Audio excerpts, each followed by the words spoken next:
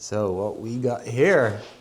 This is, well, it's not one of a kind, but one of a few. This is an open mind, but not the regular version. This is the Open Mind California. For starters, the Open Mind is a bike that is, I feel, doesn't get the attention it deserves.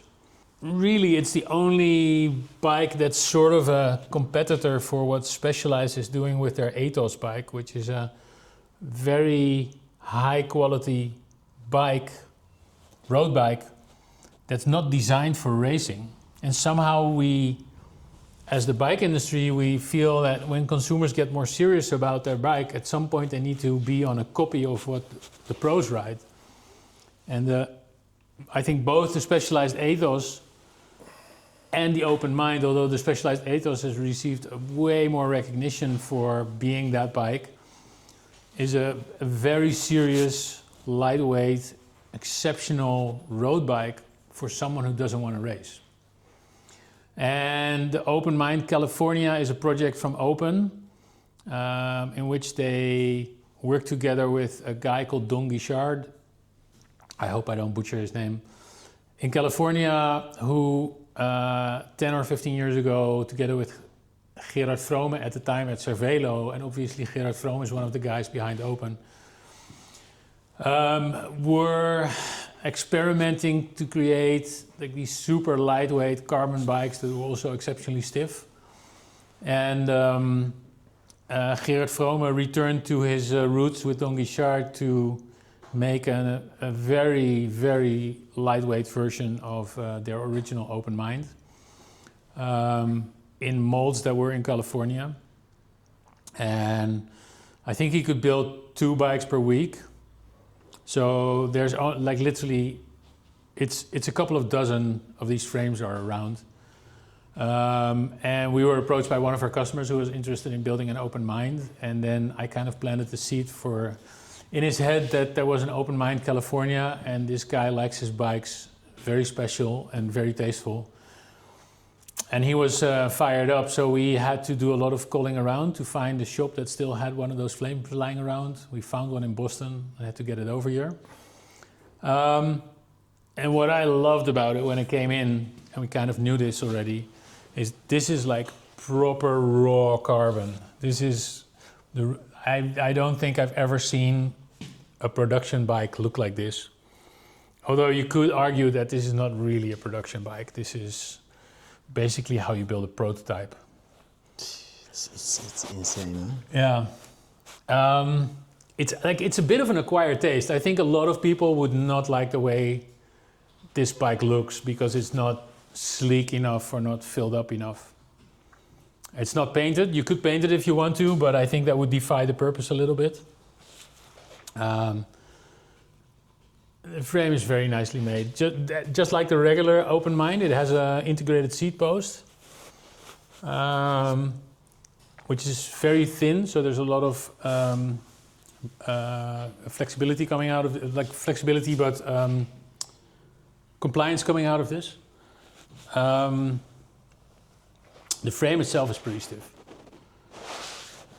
And we've taken about a year to complete this project.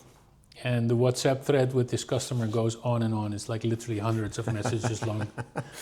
Like settling on final details, all that. Must be a dream project for a shop like this. It is. It's crazy. Like, and obviously this is like, I'm not going to name numbers, but it's an expensive bike, and it's a privilege that we have a customer who wants to build something like this.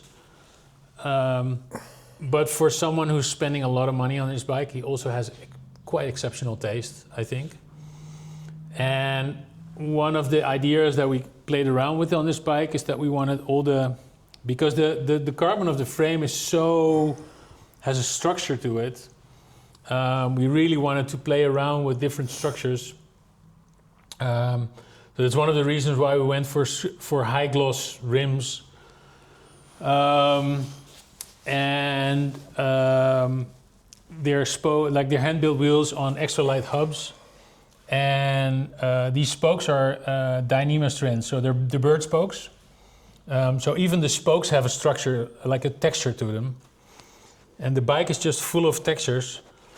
And then while we were sort of figuring out how to get the frame, find the frame and get it over here, Campagnolo launched their Super Record 13 group set, the wireless one.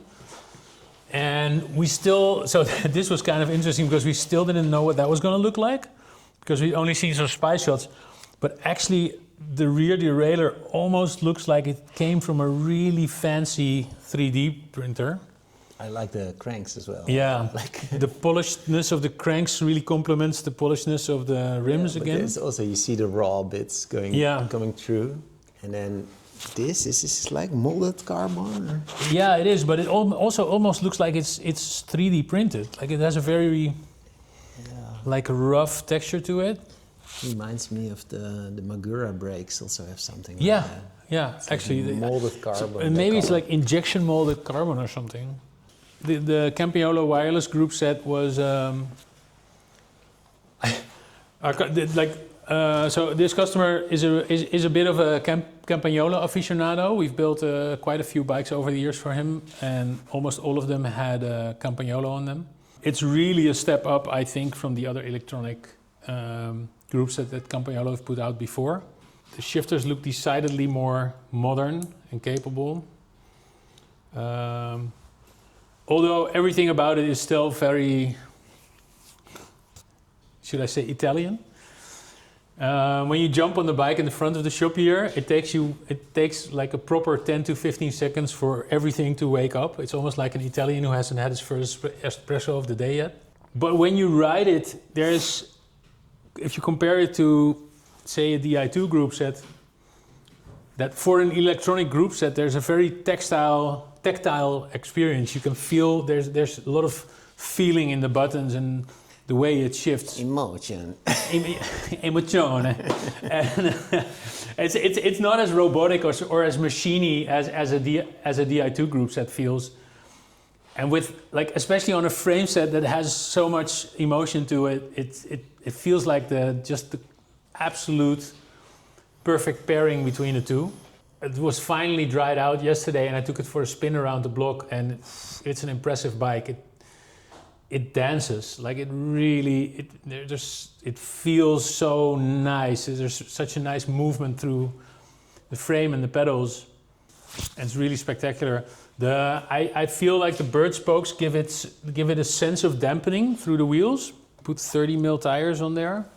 Officially, the frame even has a little bit more room. I think you could officially can house a 32.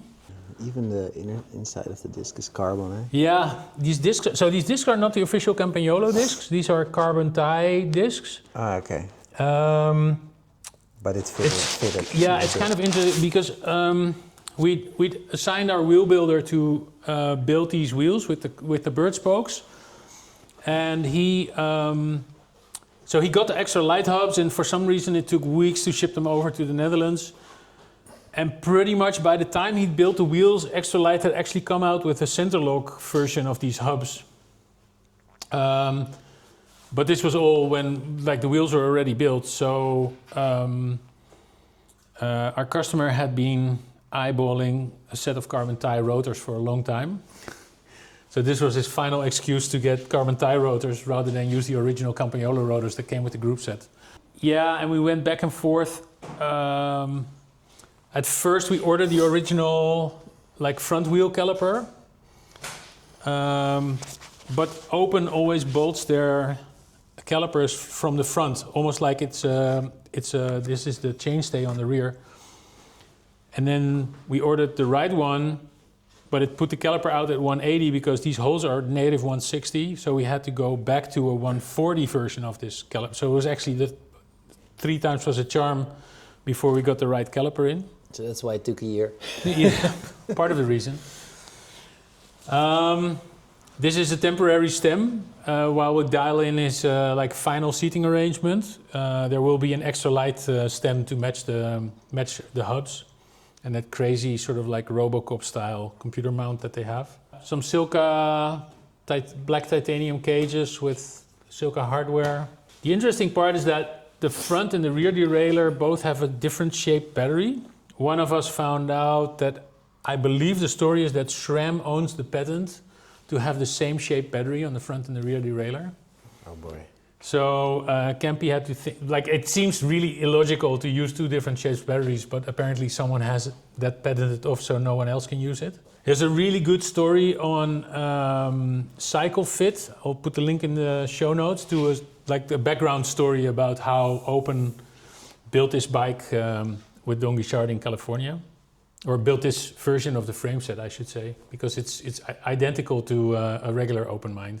So there you have it, like a road bike really made for fun riding and not necessarily an aero bike made for racing, which I think is what would be suitable for a lot of people.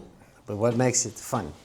I think it's the angles, it's the compliance, it's the comfort, the bigger tires. Although obviously a lot of aero bikes in the last 2 or 3 years have become have gotten more space for bigger tires. Yeah, this is a tire. This is the bike that a lot of regular roadies should be kind of bike that a lot of regular roadies should be riding rather than a full-on race or aero bike. This is like the California frame set. If you could still find one somewhere, is around 7,500 euros, which is like obviously out of range for most people. But a regular Open Mind, which is about 100 grams heavier, is still available. It's 2,900 euros, and you get an exceptional road bike that is not in Tour de France.